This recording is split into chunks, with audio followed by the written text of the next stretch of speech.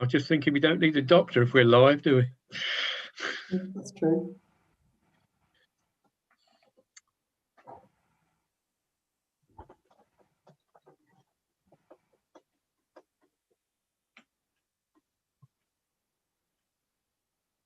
Okay, Paulina, we are live. Thank you. All right, Chairman, it's 1 o'clock if you'd like to start the meeting. Indeed. Welcome, members. And I'd like to start by welcoming those members of the public and press who are watching the live stream of this meeting through the Council's YouTube page. As you will be aware, we are meeting virtually in line with the government's guidance. Can I remind all board members and presenters in attendance to keep their video cameras switched on at all times, with your microphones muted except when you are invited to speak. If you wish to speak, please indicate by raising your blue virtual hand, which can be found at the bottom of the participants list. When I invite you to speak, please unmute your microphone, make your comment or questions, and then mute yourself again afterwards. Should we encounter any technical problems, I will adjourn the meeting while this is addressed. If your connection fails during the meeting and you are unable to reconnect, one of the Democratic Service team will contact you and try to assist. Finally, I would remind members of the board that all virtual meetings are recorded, and I will now hand over to Democratic Officer Paulina, who will call the board names. Thank you, Chairman. So I'll call your name out, and if you just unmute and confirm your presence. Alison Clark. Yes, hello. Thank you, welcome. Councillor Fitzgerald. It's present, Paulina, but just for the benefit of the chair and everybody else, I have to leave at 2 as I have a dentist appointment shortly after, so I can only stay till then. Thank you. Thank you, noted. Councillor Holditch. Present. Dr. Howson. Yes, I'm here. Thank you. Val Moore. Present. Good afternoon. Wendy Ogle-Wellborn. Present. Joanne Proctor. Yeah, good afternoon. Councillor Kayam. Present, Paulina, and just for the benefit of everybody's knowledge, I have to leave at 2:30 because my clinic starts in the afternoon. Thank you. Thank you, noted. And Dr. Robin. Present, Paulina. Thank you. Over to you, Chair. Thank you. I'll have Councillor Walsh on my list. Did you call her? No, she's sent her apologies. Okay, right. Hi, I've been advised we have a new board member from NHS England. Her name is Alison Clark, who replaces Zepan Trent. And I would like to welcome Alison to her first meeting. So welcome, Alison. Thank you. I've been informed that Louise Mitchell, who represents the CCG, is no longer a member of the board, and she's moved to another role within the CCG. A replacement has yet to be identified, but Jan Thomas is in attendance today to represent the CCG. I've been informed that the presenters of agenda item 8 will not be able to join us until 2 p.m. And will have to leave by 2:30 due to the urgent meetings that they have to attend. Therefore, depending on the length and time on earlier reports, we may need to rearrange the agenda slightly to accommodate item 8. The Democratic Services Officer will keep an eye and advise us with a lot of presenters have joined us. We also have, you have to bear with me today, this agenda is going to alter an awful amount. I need to go into the agenda for item 5. I need to bring that up in place of item 4 and then put item 4 in its place.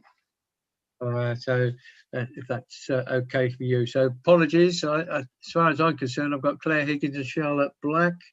Paulina, have you got anyone else? Yes, Councillor Walsh as well. Okay. Declarations of interest. Anybody got any declarations of interest they wish to declare? Doesn't look like it, does it? Okay. Item 3, minutes. Anybody wish to comment on the minutes? I don't see anything, so I take those as no objections. They're agreed. Is that correct? Okay, as I said, I've got to change item 4 to item 5 and bring item 5 forward. So because Fiona Head has got another meeting, a very busy day for her. So Fiona, it's all yours. Thank you, Chair, and thank you, Committee, and thank you particularly for moving this item up the agenda. So I'm here to present the NHS Health Inequalities Strategy, which has been circulated with the papers. Health inequalities across our patch are well described. We're all aware of the life expectancy gap which exists between Peterborough and the rest of our CCG STP area. We've been working on this for some time now, and this strategy has been made with a set of partners across the whole system. And it's presented to you with 7 guiding principles. Those principles, I'll just go through them. We want to improve our ability to assess the impact of all decisions we make on health inequalities, and to do that very early in the decision-making process. We want to make sure that we're valuing our staff through the way that we recruit them, promote and employ them. We want to make sure that we offer simple, hassle-free services. And the reason why that's important is that when we get into the practicalities of individual programmes, and if I may use the flu programme as an example, it's often the complexity of accessing services which is a barrier to those who are at the bottom of the heap in terms of inequalities. And so the simpler our services are, and the less hassle people have in accessing them, the more we will be able to decrease our inequality gaps. We want to get better at taking a place-based approach to how we address social determinants. In particular, the NHS, I think, needs to recognise and improve its ability to act as an anchor institution at all levels. We want to allocate healthcare resources proportionate to need, and we've made some baby steps in doing that by the way that we've used some of the discretionary funding that the CCG has for diabetes care this year. Details of that are in the strategy. We've begun to allocate that not just on the basis of the number of patients with diabetes, but also the deprivation of the practice in which those patients are cared for. We want to make sure that we consider actions at all stages of the life course, and improve our ability to use the benefits of the Social Value Act in how we make decisions. So our priorities for action have included establishing a health inequalities group that now has formulated itself as a board, and it has executive director level membership from all the NHS organisations and the local authority and Healthwatch working across the system. We're promoting our guiding principles across the STP. We're going to do some really fine nitty-gritty work on health inequality impact assessments, speaking to that first point I mentioned, which is around making sure that decisions at all levels of the system carefully consider inequalities and adjust our plans accordingly. And to do that, we've recruited a new officer who will work from the CCG, but very much across the system to do that. And then finally, we're beginning to address inequalities in workforce distribution, recognising, as presented in the strategy, that particularly for the specialist medical workforce, there are discrepancies in availability of consultant supply across our geography. That last point will take some time to address, so it's important for the committee to note that. And then finally, I'll just mention priority area 3, which is around hypertension management and diabetes care in primary care. This recommendation is very much being taken forward through the BMI Can Do It programme, which I know is further on your agenda, so I won't speak about that in more detail now. But just to note that these range of recommendations which we're taking forward really go from the systematic right down to the particular, with some guiding principles affecting what happens at board level, but also some really nitty-gritty work. And it's my firm belief that actually to shift the huge problem which is health inequalities, you really need to take action at all those levels of our system. So this paper is here to note, to ask if, as a Peterborough Health and Wellbeing Board, you'll adopt it, and just have a discussion about how, in partnership, we can progress this really important agenda. I'll stop there, Chair. Thank you. Thank you, Fiona. Questions for Fiona, please?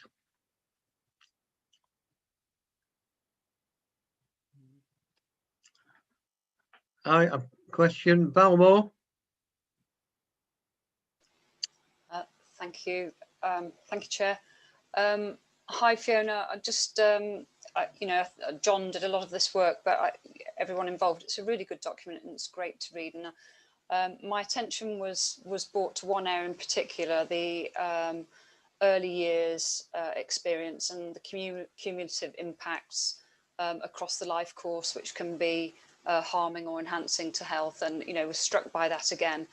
And I know much of that intervention is also with the early years strategies of local authorities and other partners working together, and you've identified some aspects of the NHS.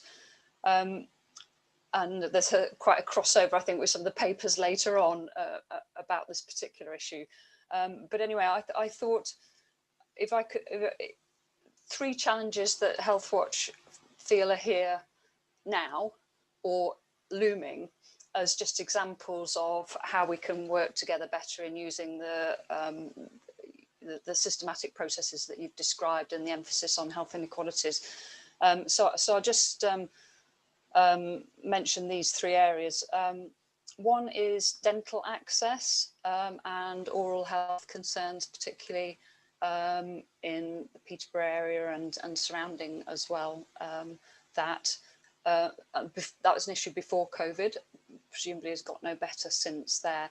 And I know the strategy you've got is a focus of NHS partners primarily, but NHS England are key to the commissioning of dental access. So it's great that Alison is here today as well. So that's an issue about, you know, how we work together on dental access and oral health. And then also just wondering, it's always an issue for busy healthcare professionals, none more than now, to attend case conferences and look to, you know, intervene appropriately with others for children and families where the most vulnerable are there. So I'm wondering, you know, how will your system support us being satisfied that those arrangements are right, people are able to attend, and that is working smoothly. And then finally, it's the thought of the vaccine on the horizon. You know, it's making us all a bit excited, isn't it? But not just the priority of who has the vaccine, but the attitudes and ability to get there and take up appointments and all those things that we know are barriers around access for people with difficulties, or the groups that you mentioned in the strategy there. So I'm wondering, you know, is that something we can tackle early on together in terms of the uptake of vaccine to reduce inequalities rather than grow health inequalities over the coming period? So one area here and now, the dental access, and two queries really about safeguarding and the vaccination as kind of live examples. How will the strategy help? Fiona, did you get all that? Yeah, I did. Would you like me to take those now, Chair? Do you want to take them all at the end? Because probably the questions are going to be very similar, aren't they? Yeah, Can we do that? Okay, so the next person is Dr. Liz herself. Hi, Fiona. And really, I would have hoped in a different world that, and as we planned, that your NHS health and care system health inequalities strategy would have been coming to this board at the same time as the broader health and wellbeing strategy, which addressed the key challenges that the Cambridgeshire and Peterborough system has agreed on across many organisations, and that health inequalities and the approach of wider society and a wider range of organisations was very much included in that draft strategy that went out to consultation earlier this year.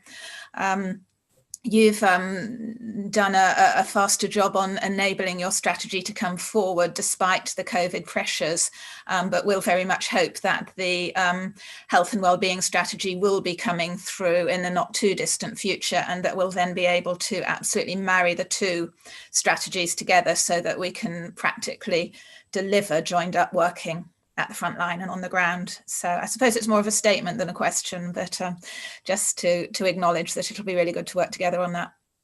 Well, there was a question in the end, are you going to link the two together when it comes out? So Dr. Gary.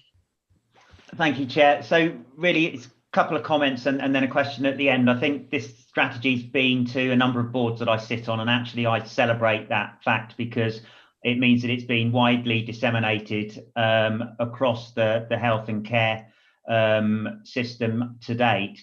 We've seen, sadly, through the COVID pandemic, a realisation that health inequalities have been both exposed and probably exacerbated by the pandemic. But I also think a period of reflection had allowed us to acknowledge that these health inequalities aren't new. They've been there for some time, but the fact that we've got this renewed energy to ensuring that we make decisions based in the full knowledge of how that will impact on health inequalities is really important. The plea really for the Health and Wellbeing Board is, whilst I think we have to accept it is going to take some time to reverse the disparities, how do we manage to maintain pace and momentum, and how do we hold ourselves to account? Because we mustn't be here in another 3 or 4 years having not built on the momentum and the desire to eradicate these inequalities at the current time. And whilst there's a big role for health and my colleagues working in health, there's a huge role for the councillors working across other departments, because we know from the wider determinants of health and the 10-year review from Marmot that an awful lot of the wider and the social determinants of health are probably as, if not more important in ensuring that as we go forward, these inequalities are addressed. So how are we going to do that? Thank you. All right, Wendy. Thank you, Chair. So just in response to Gary's challenge, actually, is that I would hope some of the work that we're doing at the moment is a good foundation. So our Best Start in Life strategy, which absolutely crosses not only the council and health services, but our voluntary sector and private sector providers, particularly childcare settings, really focusing on pre-birth to 5. We're in the process of developing our adolescent strategy, which will take us from 5 up to 19/25 if there's special educational needs and disabilities. And that's running alongside the child and adolescent mental health strategy. So I do think in the children's world, we've got a really good start of 10, which is absolutely focusing on health inequalities. And in Peterborough, as part of Best Start in Life, we do have a pilot programme operating in 2 parts of Peterborough. So it'll probably be helpful to bring back in March the results of that to this board.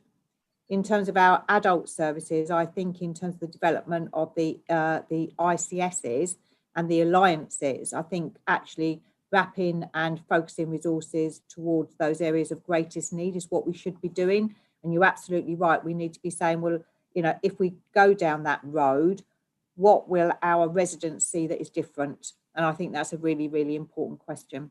Thank you. Right, Fiona, I don't have anybody new, so if you've got an hour, can you address those, please?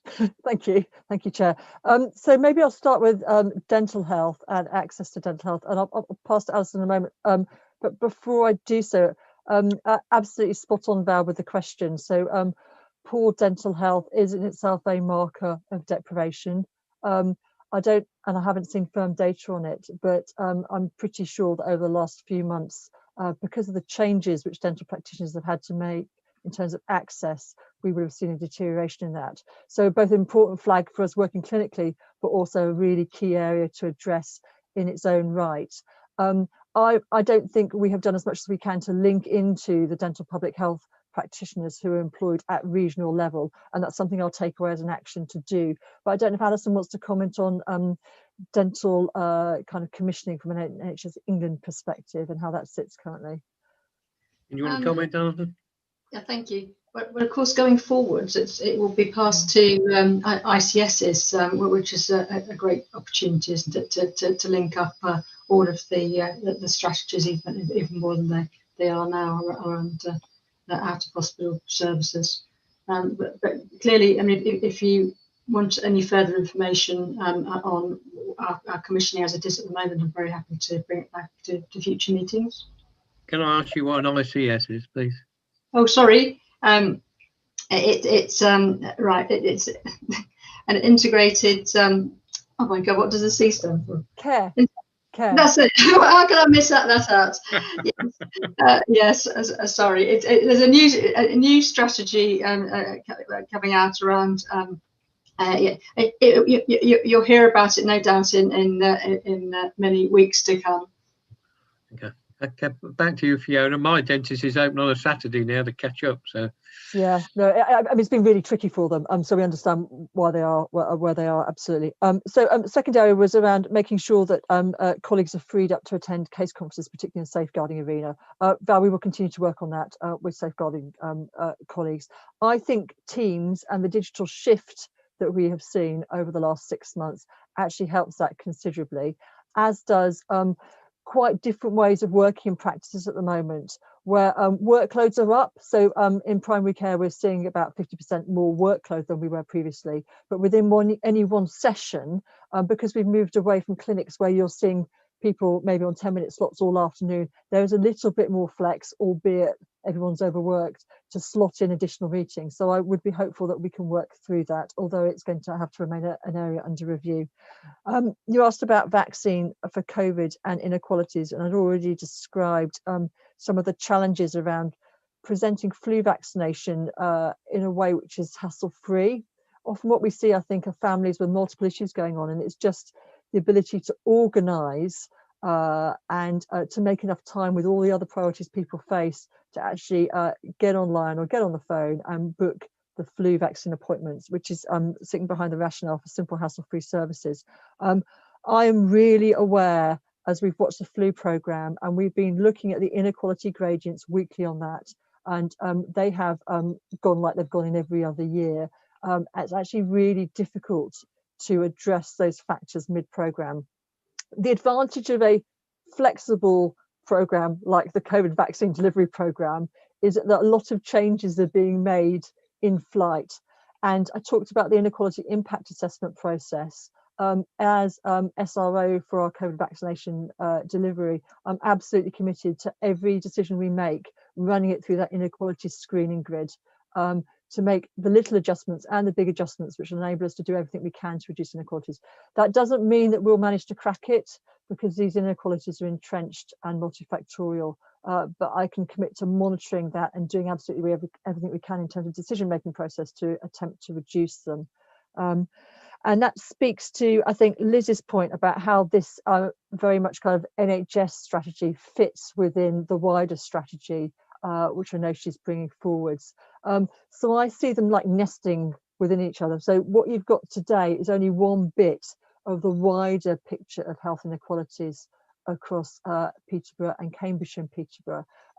What we've got here won't work unless there are really strong links with a strategy which addresses wider determinants. And that's for all the reasons that I've just spoken about, in terms of the fact that issues which affect both people's predisposition to disease and their ability to access services and then care for themselves afterwards are intrinsically to do with their education, where they live, whether they can find employment, what kind of transport they can access. And we all know the impact that COVID is having on mental health and on the economy. So now more than ever, we need to make sure that any NHS strategy is really tightly bound and is really sitting underneath that wider health inequality strategy. So we would look forward to working with Liz on that. I spoke at the beginning in terms of our guiding principles about the transition I think we need to make as an NHS from maybe being slightly more inward focused to recognising our role as an anchor institution, lodging ourselves in place, and then seeing through the kind of concepts in the Social Care Value Act what we can do to improve those wider determinants, and not just think about service delivery as a way of addressing them. So I'll stop there. That's my answer to the questions, Chair. Okay, I've got a new question from Councillor Quayam. Thank you, Chair. Thank you very much for that, Fiona. Looking at the report, there doesn't seem to be much in the way of stressing on the health of rough sleepers or those that we've had to be dealing with, especially with regards to the pandemic. And I think that the health of those rough sleepers has really become highlighted during the pandemic. The council has obviously put in measures in place to safeguard this population. I was just wondering if the impact assessment will be covering those vulnerable group of people. Thank you. Yeah, it's a really good point. So they get wrapped up a bit, rough sleepers, and in the term inclusion groups. And we have a list of inclusion groups, and our standard impact assessment form for health inequalities actually covers rough sleepers as well. So when we're asking people to go through that process, we're actually specifically asking the question, how would this affect or benefit people who are in that rough sleeper category? I agree, it's an area where we need to do a lot more work. Thank you. Wendy, is it a new question or was it an old hand? Yes, Chair, it is a new response, actually. I just wanted to come back to Val to say that at the Health and Wellbeing Board Executive on Friday, Sandy was deputising for you. And she brought up the issue of not only dental health, but also the impact on mothers who had had babies during the pandemic. and the sense of loneliness that they felt. And I agreed that we would take into the Children and Maternity Board that I chair with Health, those two issues to be addressed. And also the issue around safeguarding. Certainly within that board, we are looking at the times when people need face-to-face contact with health professionals, which includes the case conferences. They're absolutely on the agenda of that board. Thank you for that, Wendy. I don't have any other questions, so do you agree to note the report, please? Anybody against noting it? Doesn't look like, Paulina, does it? Chairman, you just need to get the approval of the board to endorse it. Okay. Note and divorce. Divorce, I was going to say. No, endorse. Okay. You're happy with that, folks? Okay. Nobody objecting to that. So thank you. You'll be able to get away to your meeting now, Fiona. Thank you very much for your time. So I'm now going to move back to agenda item 4, which is now going to be presented by Dr. Liz Robin. So over to you, Liz, please. Thank you, Chair. And I believe that Dan is going to share some slides so that I can talk you through the epidemiology with the slides. Thanks, Dan. So yes, this is an epidemiology review. Next slide, please. Starting with the national picture, you can see the map of the UK, and on that you can see that the brown and orange areas have the higher COVID-19 case rates. The blue areas have lower rates. You can see that Peterborough, I'm sure all of you know its location, is really at the intersection of the orange and brown area and the blue area. So between the east of England and the East Midlands, which has higher rates of COVID. And that is very much how we are influenced by our geographical position, because a lot of people cross borders, and that will influence Peterborough's case rates of COVID. The graphs on the left just show the impact of national lockdown, and show, as we all know, the increase in cases before and during the early days of lockdown, peaking and then turning around and falling at a national level, and similar patterns for patients admitted to hospital, and just starting to see a small fall there in deaths within 28 days of a positive test as well. Next slide, please. So this slide's important. It shows what's happened in Peterborough in detail. And you can see, moving from left to right of the graph, you start in September with relatively low rates of COVID cases. So these are the case numbers on each day. Going up in October, you then reach the beginning of November, and you see another increase in those earlier days of lockdown. And then over the last really 3 weeks or so, you see a very stable picture. And Peterborough has very much been staying at around 200 cases per 100,000 population, or about 400 cases a week for some time. And I don't talk about the R rate for an area as small as Peterborough, because that's not really robust. But if I did, I'd say we'd kind of got R to 1, because our cases aren't going up or down. They've leveled off. And we do have the highest case rate in the Peterborough and Cambridgeshire area. The table on the left shows the comparison with other areas in Cambridgeshire, and also shows that in Peterborough, having been below the national average for some periods during September, October, we are now above the national average, which is about 150 cases per 100,000. But that picture of rising steadily and then levelling does show that lockdown has had an impact in Peterborough. We came out of tier 1 into lockdown, and that pretty steady rise has levelled off. Okay, next slide, please. And this is showing the impact of lockdown across Cambridgeshire.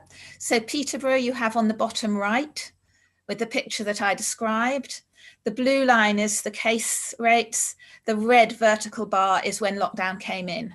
That's the date when lockdown came in, November the 5th. So you can see in Peterborough that levelling off. You can, if you move to the left of the slide, you can see that in Cambridge and Huntingdonshire, which are the left-hand graphs, you had this sharp rise after lockdown, which was likely to be due to socialising increasing before lockdown, in the few days before lockdown. That rise is more pronounced than it was in Peterborough. But then you've had a fall after that. So you've had a big fall off as well, more volatile. You've seen a similar picture in South Cambridgeshire at the bottom there in the middle, a rise after lockdown, but then quite a big fall. In East Cambridgeshire and Fenland, which are the top middle and top right, it's been a bit more similar to Peterborough in that you've seen a much more level picture after lockdown. Okay, next slide, please. Looking at our hospital patients, and these often lag the cases by a little bit, the green line is cases in North West Anglia, so that's Peterborough City Hospital and Hinchingbrook. And that again shows a sharper increase in late October, following on that rise in cases that we saw previously. And then over November, we've seen a sort of a levelling off in that rise. The cases have gone up a bit, but the rise hasn't been so steep. And some people stay in hospital for a long time, so you will get that slight increase, but a bit more of a levelling off again, though not as much of a levelling off in North West Anglia as there has been in Addenbrooke's Cambridge University Hospitals, which is the yellow line. Okay, next slide, please. And if we look at our death rates, sadly, there's been a total of 133 deaths in Peterborough from COVID-19 since January. And if you look at deaths in towards the end of October and early November, you do see a rise in deaths, numbers of deaths. So the most we've had is 5 deaths in the week to the 13th of October, not at the same rate as in the peak during April and May in the first wave, but it has risen again alongside the rise in cases and the rise in hospitalisations. So sadly, we do have some rise in deaths locally. So that's the big picture of our epidemiology, which I think helps to put some of our other agenda items in context. The only other things I'd say is that COVID-19 is in all communities in Peterborough, in both central Peterborough, but also out into the wider urban area and also into our rural areas. Amongst the younger and working age people, the rates are higher in central Peterborough, which we have seen before back in the summer and at other times. But amongst the older population who are most likely to become ill and perhaps to go into hospital, they're most likely to have the poorer outcome. That is still very much spread around the wider areas of Peterborough, including the rural areas. So that's important to remember too. And I'll stop there, Chair, and I'm happy to take any questions. Okay, thank you very much. I'll get my screen back now so I can see who wants to speak. Right, any questions of Les?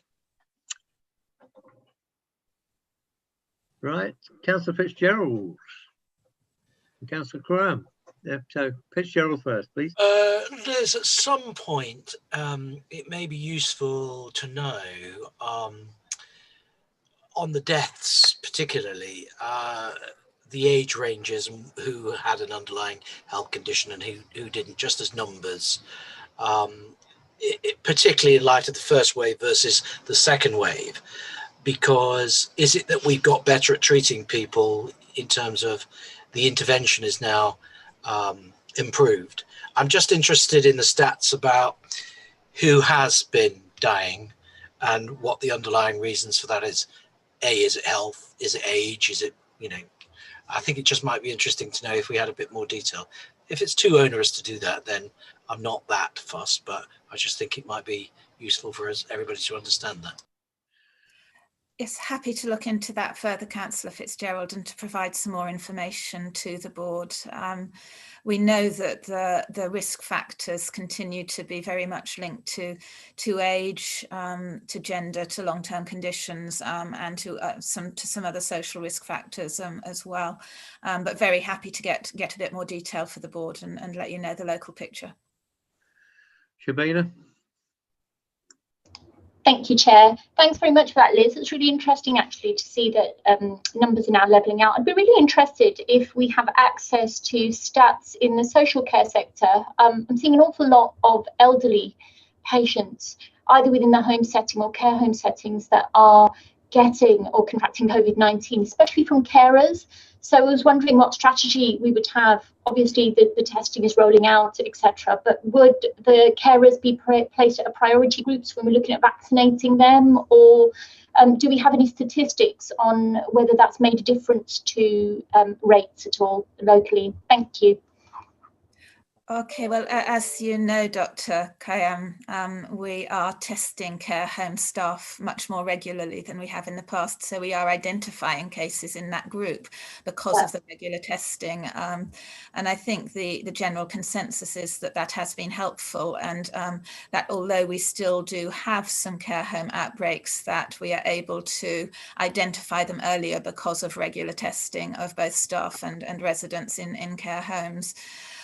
In terms of the vaccination, then care home staff, the chief priority is the over 80 age group. And just at this point, when the vaccinations are in hospital, as you know, the mobile over 80s, but care home staff are another priority group. What we don't know yet, absolutely, is the impact of vaccination on the risk of transmission. So we know that it stops you getting very ill with COVID.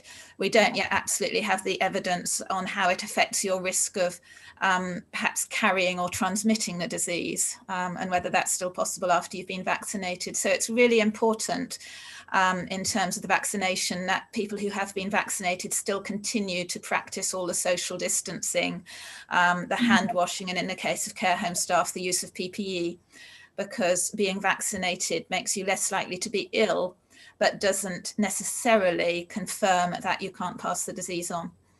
Sure. Okay. Thank you. Thank you. Gary?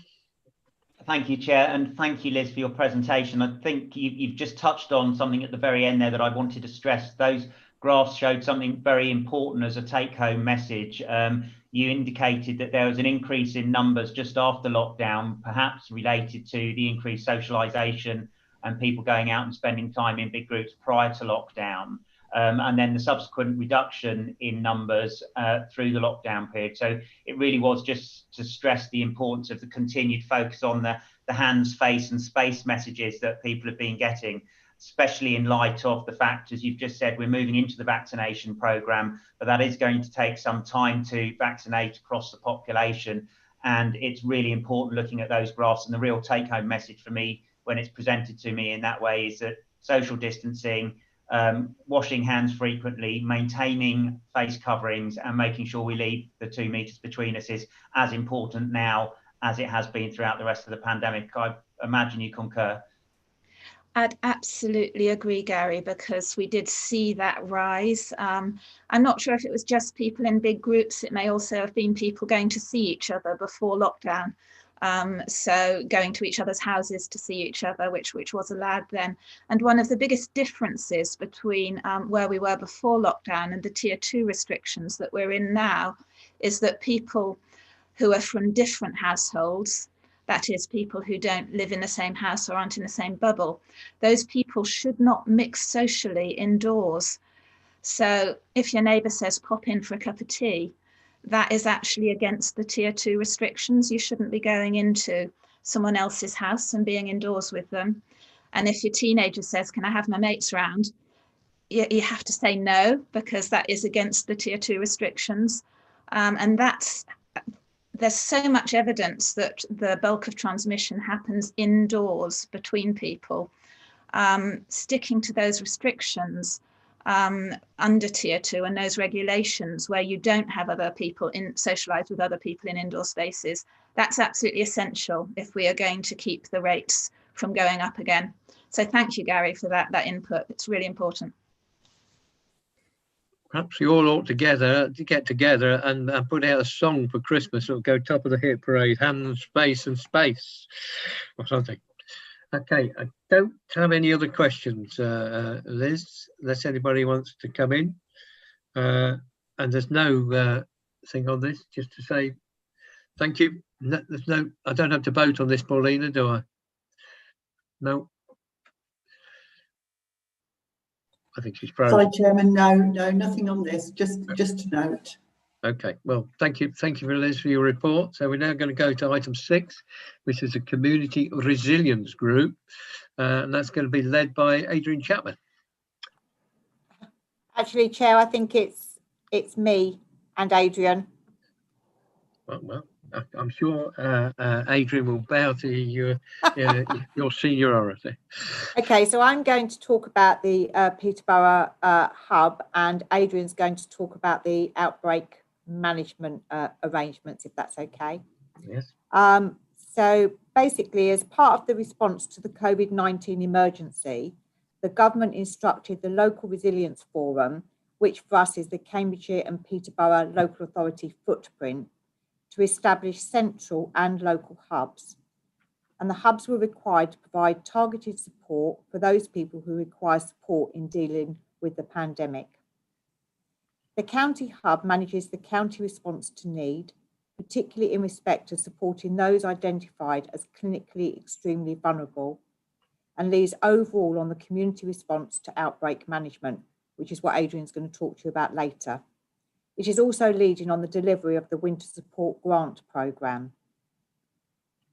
The Peterborough Local Hub is supported by over 90 bodies, including voluntary and community organisations, city council services, parish councils, Cross Keys homes linking with other registered social landlords, our faith communities, the Light Project in Peterborough, who particularly focus on rough sleepers, the City Leadership Forum and City College. So just an amazing number of organisations across Cambridgeshire and Peterborough. I would also like to say that our primary care services in Peterborough have provided a lot of support to rough sleepers and others as well. And certainly Stephen, that is the executive of the Light Project, has consistently talked about the support he has had with health in this particular area. In practical terms, the Peterborough Hub offers advice and information and facilitates access to or directly delivers the following support. So food supplies, shopping and medication deliveries, financial and debt advice, low-level support to domestic abuse victims, family support, befriending including friendly calls, emotional well-being support, support with house maintenance and domestic tasks, economic hardship advice, information and practical support, transport to appointments, and volunteer matching with local support organisations. Some of the key headlines to date from the work of the Peterborough Hub include the following. So we launched the Hub on the 2nd of April 2020, and we've received over 2,100 contacts to date. And that's just directly to the Hub. That doesn't include all of our residents who've made direct contact with the over 90 organisations who are part of the Hub setup. As I've said, the Hub is supported by over 90 local agencies and community organisations, and this has resulted in a strong support offer to all our vulnerable residents. A digital celebration event was held in September to thank these organisations and volunteers for their support, and over 50 people attended that event. The Hub is currently preparing for an anticipated increase in demand throughout winter and over the Christmas period, especially in relation to financial management, debt advice, access to the food bank and food parcels, self-isolation, loneliness and accessing supplies. The Hub will also respond to any local support needed for those identified again as clinically extremely vulnerable, as well as managing applications to the Hardship Fund, which have been set up to support those low-income residents who have to self-isolate due to them having been in contact with people who have tested positive for COVID-19. There is also a bank of volunteers who support the Hub and local organisations. A comprehensive communication plan was established and includes regular newsletters, radio interviews, press releases, publication articles, and a leaflet was sent to all Peterborough household residents. The aim of these communication channels is to promote the Hub and the Peterborough Information Network, so residents are aware of how and where they can support when they need it. We have one central number to access the hub, which is 01733 747474. In terms of the future of the hub will continue to develop and evolve in response to the pandemic, with key priorities including creating a sustainable local support system that we can take forward even post the pandemic, joining the dots where help is needed, including working with adults and children's social care, continuing and enhancing relationships with local support organisations, and working with local businesses to create opportunities for those affected by COVID-19, including young people and those with no recourse to public funds, and financial advice and support. And Adrian's now going to talk about the outbreak management. Thank you, Wendy. You started having just done on the previous one with how many people had died. There was 90 bodies involved with this, but you did say organisations later. I did, Chair, certainly. Adrian. Good, thank you, Chair. Thanks, Wendy. So, yeah, I'm just going to take us through section 4.2 of the report, which is the outbreak management response.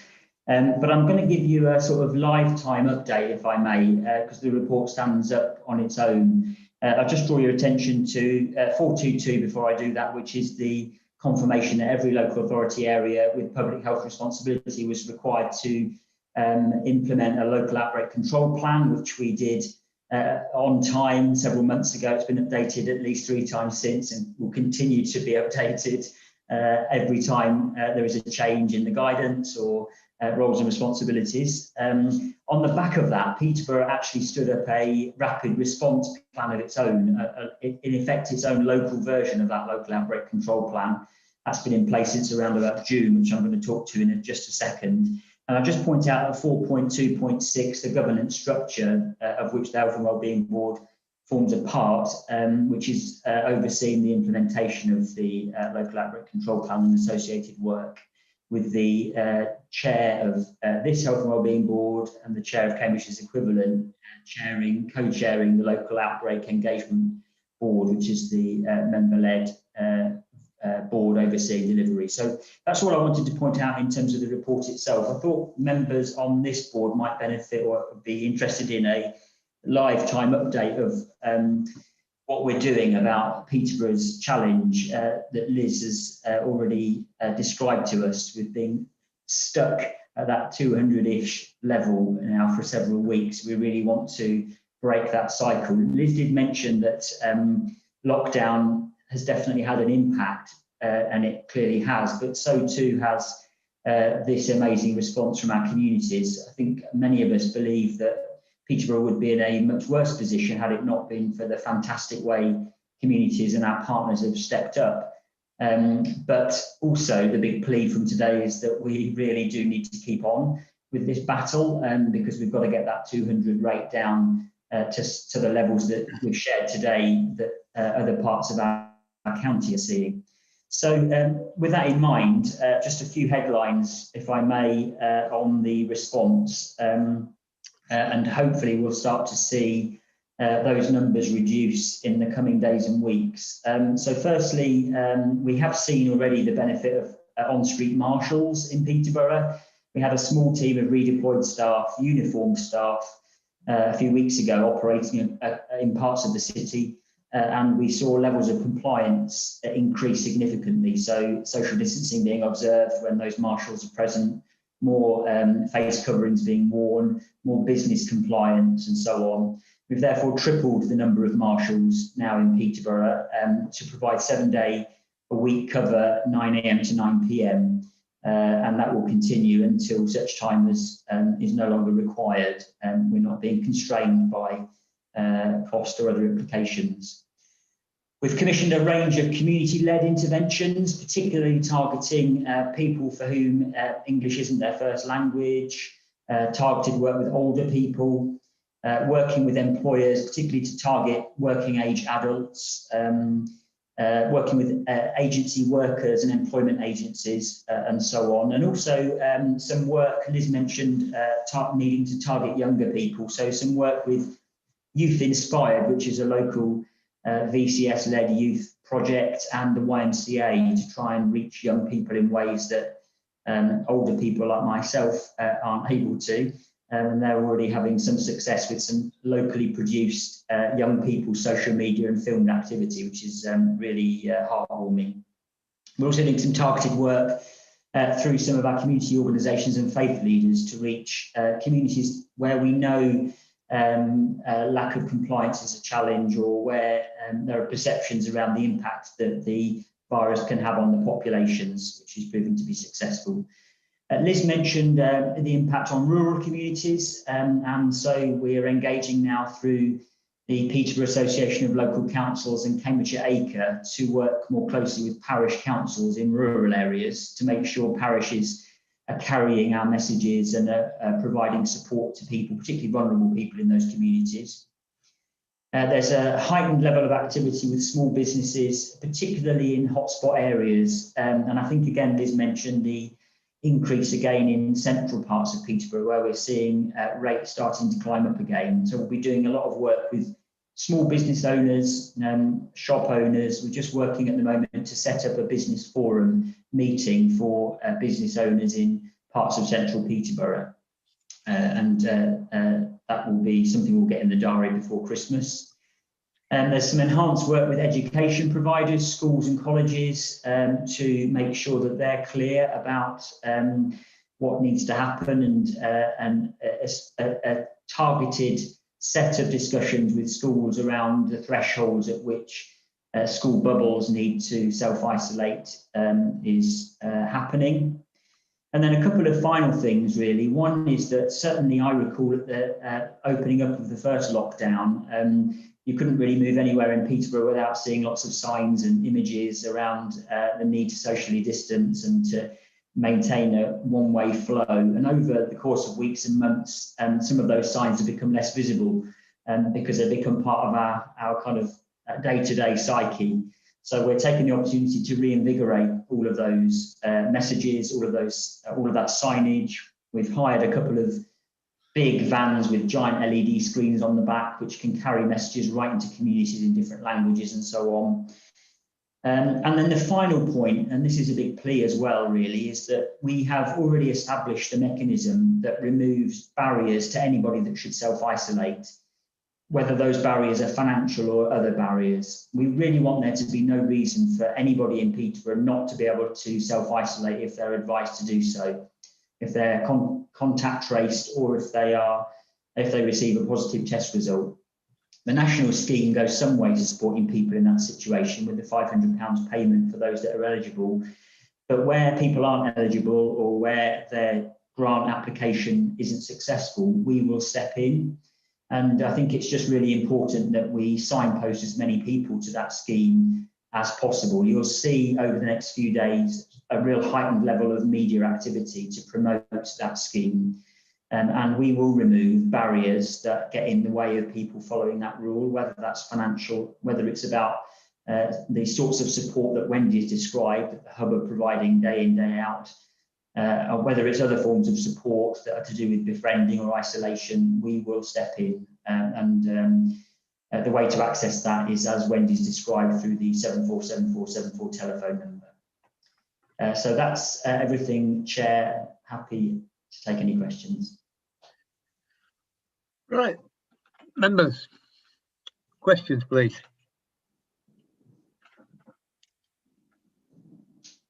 Well, looks if you can come again, Adrian, Wendy. Oh, we've got one. Gary. Sorry, I couldn't find the blue hand quick enough, Chair. It was just really a comment, Wendy, to say how well the Hub services have been adopted at this time of year, especially as we run up to Christmas. We often see elderly patients that I look after really struggling with isolation, and they struggle all year, but it becomes more focused in their mind around Christmas time. And I think lots of people have been isolated for a long time now, and we're really starting to see the impacts of that. So it's really just to applaud and congratulate the efforts of the people working in Hubs and the coordinations of the charities. As we've said, we've celebrated the community response to the pandemic and how everybody's been pulling together. And I think celebrating the volunteers that work for the local charities that really are getting into to help people at a very, very local level with things that we often think are simple, like isolation, but actually have a devastating impact on people's health. So thank you from the health sector. If we can pass that through to the colleagues working in the hub, and certainly all those working in volunteer charities out there, the work they're doing is really, really important. I think it's very important that people in our positions are heard to say thank you very publicly for everything they're doing, because it's having a massive impact. So thank you very much. Thanks, Gary. I just wanted to say that in terms of older people, we've actually got our community groups. 2 of our community groups are looking to cook between 40 and 60 meals on Christmas Day, because we can't open the community centres to have people who are isolating come in to have a Christmas dinner like we normally do. We've actually got volunteers that have agreed to cook that and that take that round to people's houses. Okay, thank you. Can we please minute Gary's comments, please? Because I think it's important that we do thank those that are going above and beyond, I think. Thank you. Right, I haven't got any further questions at the moment, so thank you. Does the board agree to note the comments and the progress of Peterborough Hub and outbreak management activity? Do I have any objections to noting that? No. Oh, well done, both of you. Get to good report. So we go. I'm still all right to go to number 7, Paulina, am I? Yes, you're in good time. The presenter hasn't arrived yet anyway. Okay, so we're going to number 7, which is the recovery working group, inequalities working group, and the presenter for that is Tony Jewell. Tony. Good afternoon, Chairman and everyone. I should perhaps introduce myself first. So my name is Tony Jewell. I'm a consultant in public health working with Liz Robin's team. Came back out of retirement to help on the COVID, thinking it was going to be about 6 weeks or so. And here we are 9 months later. I've been chairing the Local Resilience Forum subgroup on public health on Liz's behalf. And so basically you've got 2 reports from our group that were circulated. The first is executive summary that looks at the range of work streams that we started, and then the substantial health inequalities report, because that was a theme of today's meeting. So the first thing to say is that obviously this is an interim report. With the Civil Contingencies Act, you have a response to a health emergency, and then you have a recovery. And of course, after the first wave, we started work on recovery, hoping, of course, that the first wave was it. But when it became evident that we were likely to have a second wave, I think we decided to publish our health impact assessment and action plans based on the impact the first wave had, in order to prepare ourselves, if you like, for the second wave and not lose time on understanding the impact of the first and second. So that's why it's came out in October, ahead of the second wave, which we're now well and truly engaged with. The work streams we had included health inequalities, which we'll come to in a second, health behaviors, vaccination, immunization and screening, which was to some extent on behalf of the NHS, mental health, and housing and health. So all important areas of public health. We avoided those areas where there were other local resilience forum groups, such as environment, and the group that Wendy chairs, the Vulnerable Peoples Group. So we're well aware that inequalities crosses most of the groups in the LRF work streams, but we focused on ones that had a public health and prevention angle to it. And what we asked the work streams to report on was essentially what was the situation before COVID, 2019, and in health inequalities. So what were the health inequalities before COVID, and what was the impact of COVID? And just so we understood better, not that COVID created inequalities, but in what way has COVID made those inequalities worse? And how far should that guide us in terms of actions we take? So referring then to the second paper, which is a health inequalities paper, work started in July. And in fact, Adrian chaired this group, and I'll ask Adrian to come in at the end in terms of the way forward, thinking about Think Communities and the Community Resilience Group, which are part of our proposals about how to try and mitigate the risk of inequalities getting worse. We had sight of the NHS health inequality strategy that you've looked at this afternoon. And we certainly felt it was an extremely useful and helpful strategy, and we lifted it unashamedly, including the definition of health inequalities, which we've repeated here.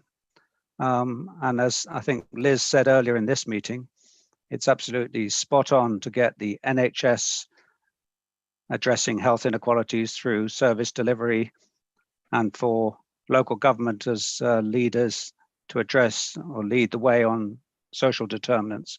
And bringing those two things together, you have a chance of trying to address some of the inequalities that I think we all know have been there for many years.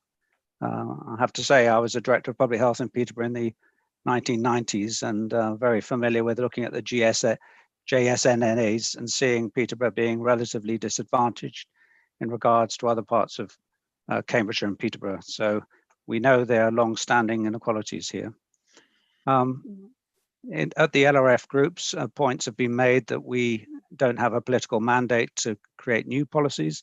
And you'll see in this report that we refer to the Health and Wellbeing Strategy 2019 to 24 that Liz referred to. And it'd be very useful for that to be published, because actually this is an opportunity to bring together the NHS strategy and the health and wellbeing strategy. So I just wanted to, and in so doing, reinforce the priorities that were in that health and wellbeing strategy, namely that places that support health and wellbeing, helping children achieve the best start in life, staying healthy throughout life, and good quality health and social care. And so all those things we've emphasized in this report on health inequalities, stressing both the protected factors as well as risk factors. And in both cases, we've referred to the gradient of health inequalities, which is easy to nod to and accept. But what it means is that health inequalities aren't about people in extreme poverty, or the rough sleepers only. It's as if you get rid of rough sleepers as an issue, you get rid of housing and health as an issue. It's not like that. There's a gradient across all social groups that shows that inequality is gradually getting worse as deprivation increases. And the second thing is that you can't turn health inequalities around in a very short time, because there is actually a life course, that all the deprivation factors that have fed into early years and educational attainment actually live with someone throughout life. And there was discussion earlier in this meeting on dental health.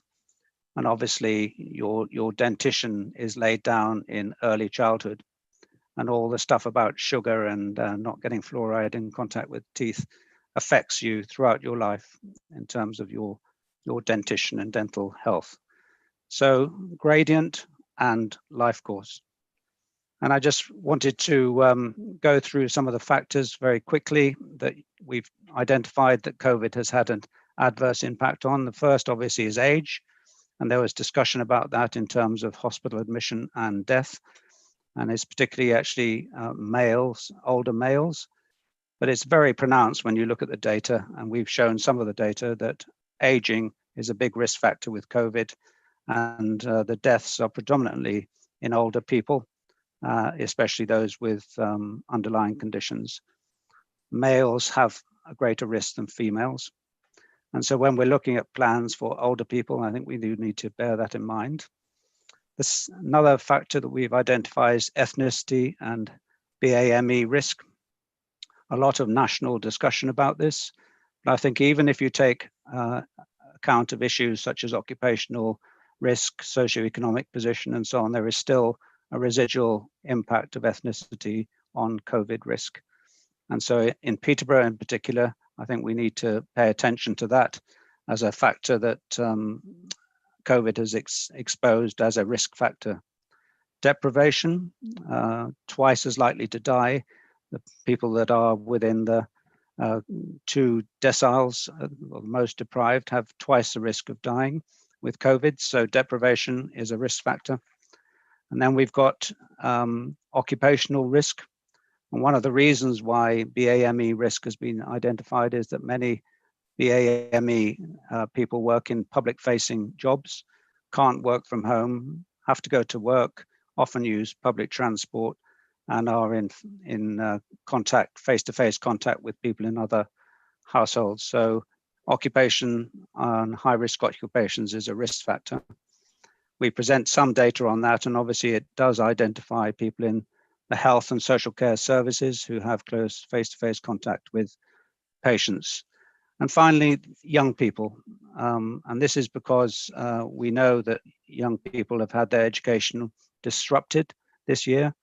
And we also know that youth unemployment is increasing. And therefore, there's a massive risk that young people's future will be jeopardized by COVID, both in terms of their basic education attainment, but also their job opportunities that they may have in the future.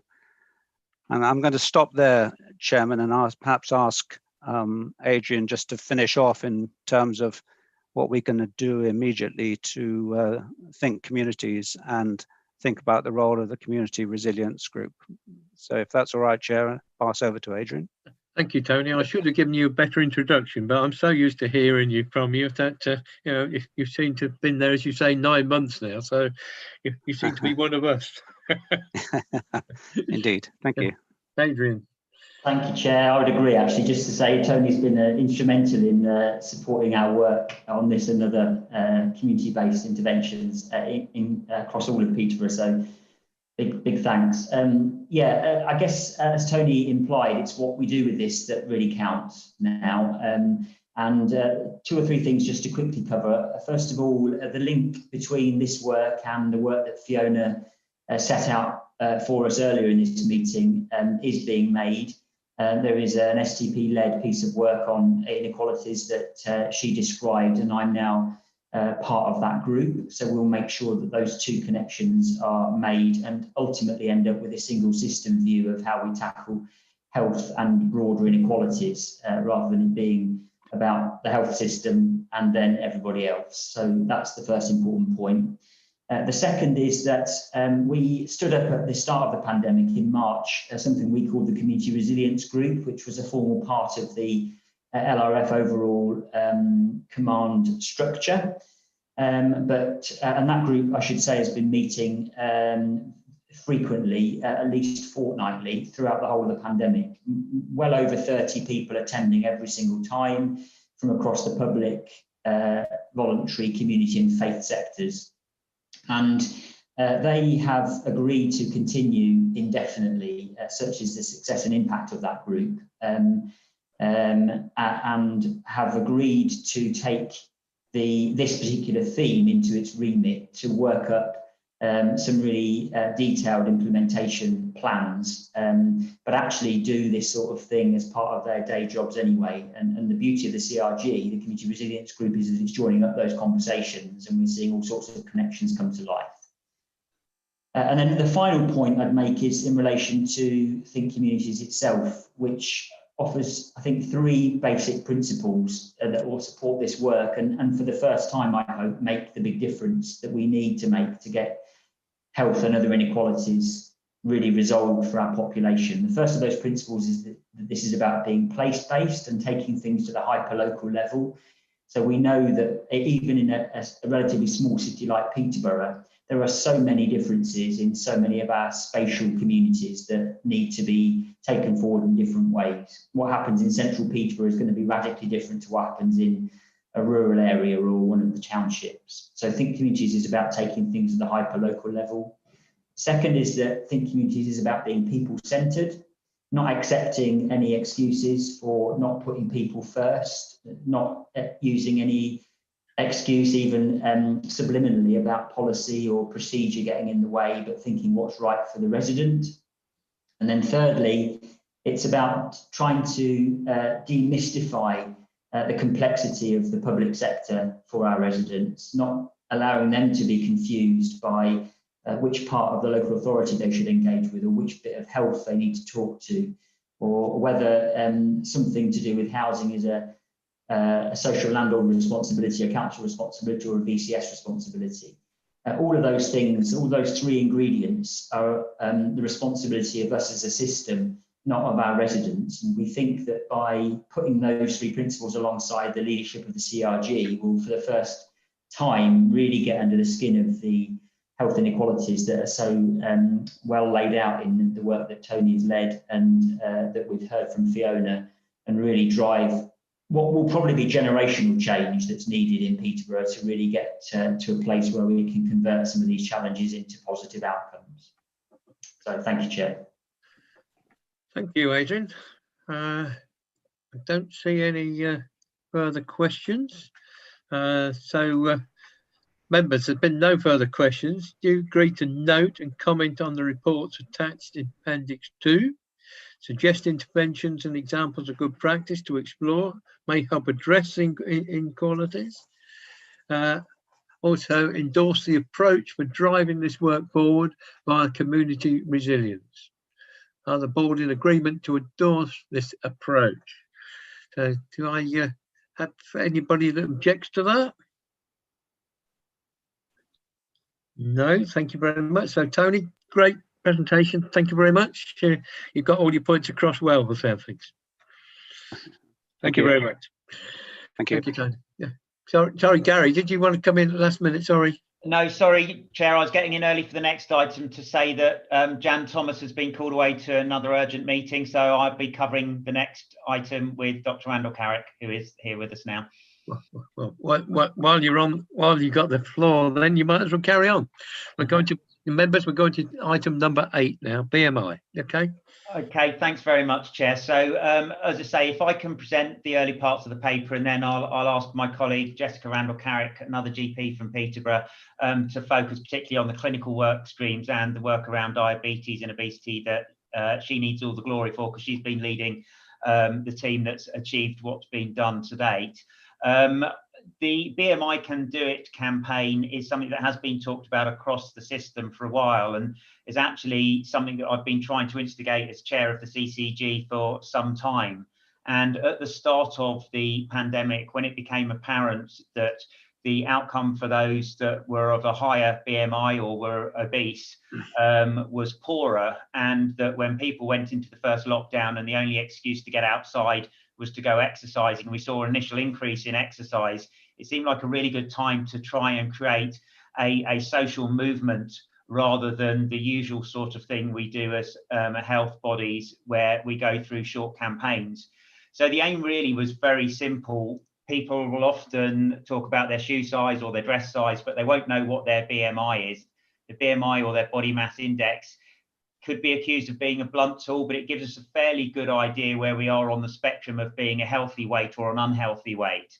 And what we wanted to do was to encourage people to move more, to eat better, and to sleep better, because we know that people are struggling with physical and mental health prior to the pandemic, but there was an increased appetite amongst the community to improve their physical health, but also to look after their mental health. And we knew by doing these three things, we'd be able to instigate some really positive changes.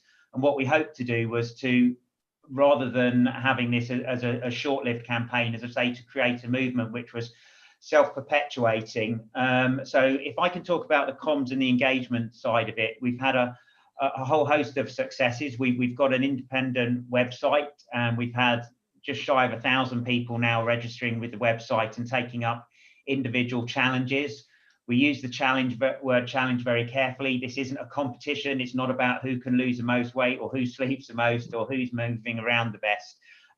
It's for the individual. It's for the individual to make small changes to the way they're sleeping, the way they're eating, and the amount of movement they do. It's not about expensive gym memberships or expensive equipment. It's about the sort of things that everybody can do on any budget to improve those three areas. And we've tapped into lots of resources within the community. We've had a number of people on there showing new recipes. We've had a number of health trainers and yoga teachers doing short clips that you can now access through the website to encourage people to do that.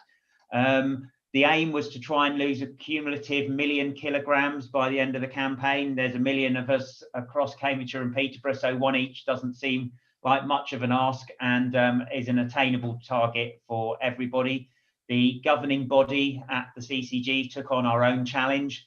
We've been recording the number of miles we've moved as a body between us each week. The idea being to try and get up to 10,000 miles, which is the distance roughly between England and Australia. Although they wouldn't let us in at the moment, the route we were taking is following that of a guy called Bert Hinkler, who is the person who did the first solo flight. The last I heard, we'd got as far as Libya as a governing body, so we're not doing too badly, and there's some time left to go. So it's a fun way, but it's a really important way of encouraging people to take some control back, because one of the other things people have struggled with through the pandemic is a feeling of loss of control. And we know by sleeping better, eating better and moving more, it has really positive impacts.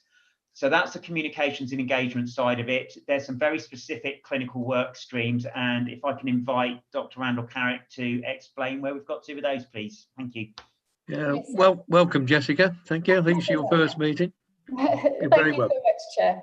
Thank you everyone for having me. It's a pleasure to be here. So I'm Dr. Jessica Randall Carrick, a GP in Peterborough, and then the STP lead for diabetes and obesity.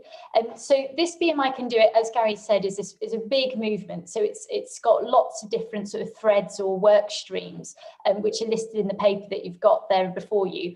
So one of the ones that was nice, and it's always get one project that you've actually completed, was working with our colleagues from Diabetes UK. So they partnered with every single community pharmacy, I think something 159 of them or so across the patch, to give a little bit of information for patients who are living with diabetes about the health checks that they should expect.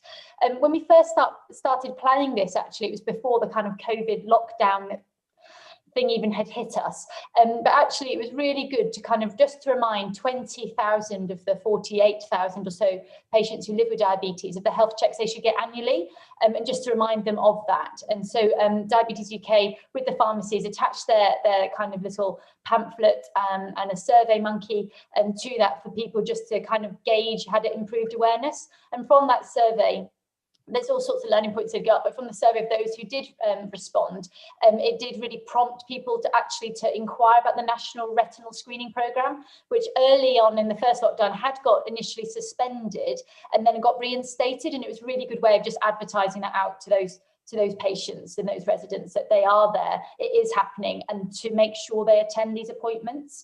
So that's a really good piece of work, and we hope to do something similar again in the future, and again maybe reach out to a few more of those patients.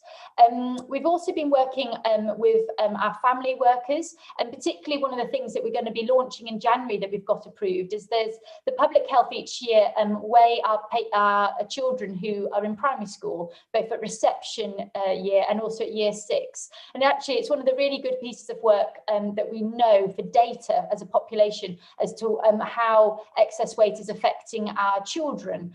We don't weigh them after year 6, and so we sort of then have a bit of a lull in our data. But what's great is the BMI Can Do It has been working with them to try and help with the comms of that letter, because when the child is measured, the parents will get informed later of whether their child is normal weight, overweight for their ethnicity, or obese. And so we've tried to again just get some useful links and websites for the families who would like some extra support, and using again that BMI Can Do It. So that's another really good thing that's going to be happening. We've been working really closely with our colleagues in primary care. So primary care predominantly do 95% of the work that actually occurs across the NHS, and have continued working incredibly hard during this pandemic, although in a different way, predominantly, as you can see from me and Gary, that we're doing it over video consultations and phones, etc. But we've been working with them to try and encourage them to do as much as possible of the chronic asymptomatic disease care as the firefighting allows them. So obviously when staff were either shielding or isolating or the cases in practices, they've had to kind of be very flexible. But we've been working with the local medical council to agree what we call a local enhanced service, and that's to try and just make sure that we do really prioritise patients with excess weight and patients with diabetes, as these are the people who will spend longer in hospital more likely to go into ICU, and unfortunately more likely to have an adverse outcome. So we really want primary care to continue that real work. And that leads me on to one of the recommendations from you, if that's okay, is that there was a sum of money that the governing body had put away, £500,000, which was going to be trying to get the targets. So we want patients to hit these treatment targets. And unfortunately, that requires an awful lot of contact, usually with patients. And what was agreed with our primary care colleagues is that for the moment, in winter, with the COVID vaccine, with all the pressures of the pandemic are putting on them, that at the moment we felt it wasn't appropriate to sort of support primary care to do additional work above and beyond all the work they're doing at the moment. So we've a governing body, thankfully, have approved to roll that over into the next financial year, and we'll work with primary care to really pick up the pace then, to help support our patients achieve the targets that we know support their good outcomes in their health, short-term and long-term health. So that's one of the recommendations. And they're doing a lot of good work. One of the other things we're really excited about, surgery capacity allowing, is repatriating what we call tier 4 bariatric surgery. So this is things that you may be familiar with, like sort of gastric banding and that sort of thing that you might have heard about. So that's at the moment our residents go to either Luton or they travel to Plymouth for their surgery, which is obviously very disruptive for the individual and really not ideal. And so we're quite excited that we've had agreement to repatriate those and to actually offer it through NWAFT at Peterborough City Hospital. And we're hoping, we're just going through all the contracts, etc. for that, and making sure we've got all the agreements. We've got the surgeons are in place. We've got all the bariatric special beds and equipment are in place. And it's just going through all the kind of clever contract or legal bits that are beyond me, and to make sure that we can offer our residents that from April, pandemic permitting, rather than obviously a train down to Plymouth or Luton or wherever it might be. So that's a really good piece of work that I hope that the board would also support, that we've been doing.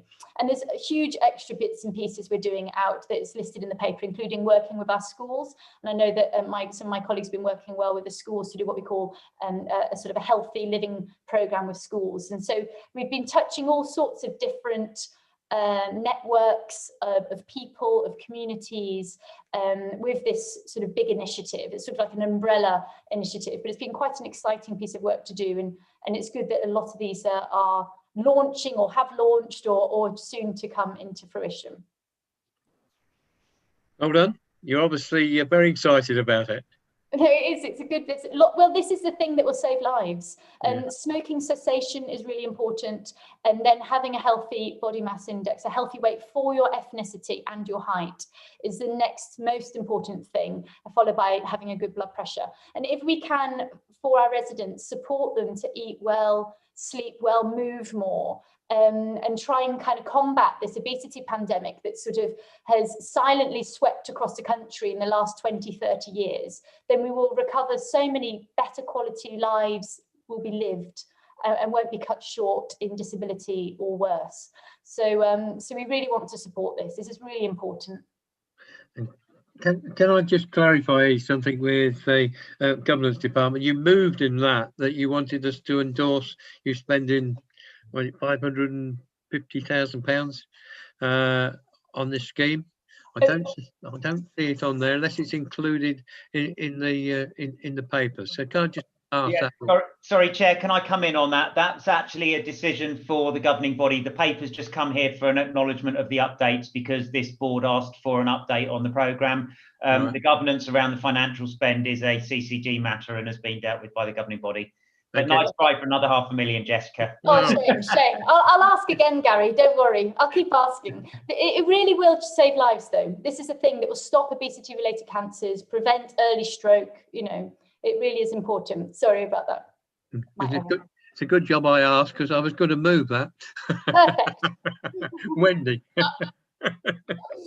Thank you, Jessica. I just wanted to say that I just had a note come up on my iPad, said my Fitbit said I've got 1,800 steps to go before I reach my daily goal of 10,000 steps.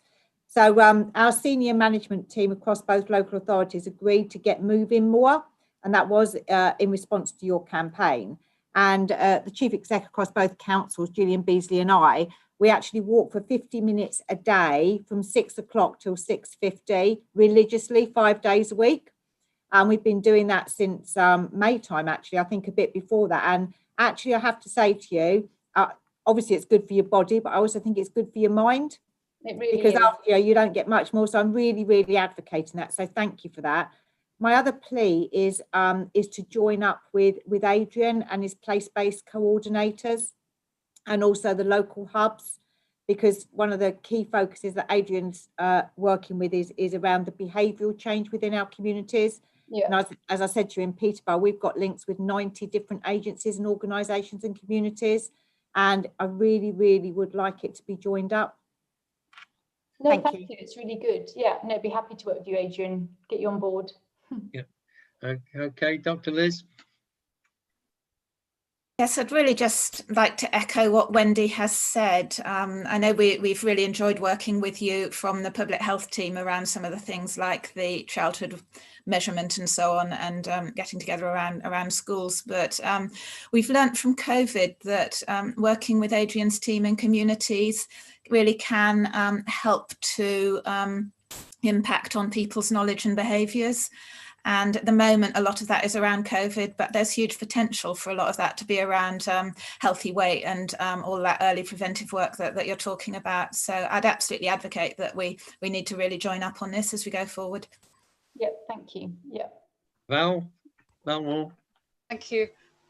Yes, sorry to bore everyone who already knows that I used to work for NICE. So, I mean, it's great news about the bariatric surgery nearby. I think that's excellent. And Jessica, I've seen your enthusiasm and the way the programme's developed through some of the other groups we're in together, and you've just been brilliant, so thank you for that. And I think you've run a number of engagement groups around the county as well, bringing people in, which has been good.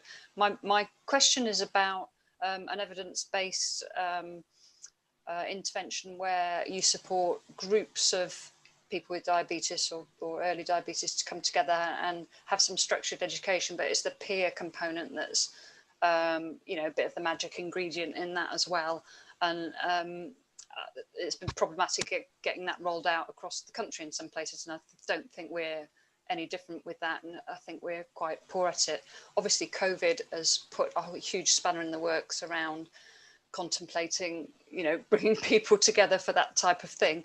Although having said that, we've got the new opportunities of social prescribing and thinking about different ways of motivating people locally, maybe to have some of those benefits of, you know, talking and working together. And somebody just said about how the power in Peterborough at the moment around COVID has been quite impressive. So it's just to pose that to you really and see, you know, do you see a future in that particular aspect of your programme, and how might that go in the future, and what do you need from this group, obviously, which crosses the boundaries across the NHS and local government and more to help that? Well, before you answer that, I think Shabina said her surgery started at 2:30. So did you want to come in, Shabina, before you go? Yeah, oh, thank you, John. Thank you very much. First of all, Jessica, thank you so much for that comprehensive report, and it looks very exciting. It's great. I just wanted to highlight the fact that we've got the health inequalities prevalent within the BAME community, and how sometimes it can be difficult to get those messages out with regards to loss of weight, especially within the female gender. And I can see here that you've obviously been going to be working with BAME food bloggers on authentic recipes. Just an idea to pitch. There are some community radio stations that you can reach out to and try to facilitate getting those messages across. But thank you very much overall. No, thank you so much. Thank you very much. Can you answer Belle's question now, please? Yeah, so thanks, Val. So group consultations, as you say, is really something that's got so much traction, especially when it's led actually by patients themselves, so sort of expert patients or peer providers, peer support. And we are doing a stream of work separately to the BMI Can Do It with some of our early adopter primary care networks. And so that's part of that work is, so Ely, for example, has really tried to promote group consultations. And I think they've gone virtual, obviously, during during this pandemic. Obviously, virtual is a bit disinhibited for those who are frightened of technology or don't have access to that technology. But they have kept meeting, I think, in Ely. And working with Diabetes UK, I know that they've got their own other groups that they run. So we've got our fingers a little bit in, but it's not a current stream of work that we're developing across the whole patch. It's just more targeted. And those primary care networks were chosen because of their deprivation and prevalence for diabetes particularly. So we're working, and there's all sorts of little projects that haven't been listed on this paper that are kind of going on in sort of dovetail, I guess, you know, sort of on the side. But I'd be very happy to have more support with that. Excellent. Kerry? It's just an observation really on what several people have said. I mean, we've had some common themes this afternoon throughout the meeting around sort of health inequalities, that actually working with communities and the power of communities has really been demonstrated over the last 9 months, and that actually we get the best results if we empower everybody within the community, whether that's the statutory providers or the communities themselves. And I think this paper actually brings all those together, and it was the comments that Wendy was making and Val's made as well. You know, once we are able to get the vaccination program out and we can bring people together, it's not just group consultations, but it's group activities, it's group sports, it's community walks. And then that also helps tackle the isolation we were talking about earlier on. So I know a number of people on this meeting have been very excited by the potential of empowering communities for a number of years. And I really do think we've got a sweet spot at the moment where not only are people eager to get out and to mix again, but we've seen the benefits and what communities can do, even when the resources within those communities, if you're looking from the outside, might not seem very obvious. All communities have hidden resources that we've really got to tap into, and the work Adrian's leading and Wendy's team is fantastic in terms of supporting what we're trying to do in health as well. So it's let us all across the system keep going, because this is really important, and this is the time to make it land, as Jess and her team have shown us today. So thank you. Shabina, was that an old hand? I apologise, John. I should have lowered my hand, but I'll be departing now. So thank you very much. Okay, thank you. And I think that concludes all the questions. So with there been no further questions, I'd like to note the recommendation in this report, which is for the board to acknowledge the updates on BMI programme, including the rollover of some budget allocations due to the current COVID-19 pressures in primary care. Also, the board satisfied that we've done this. Please indicate your hands, your virtual hands. Well, I'll do it the other way around.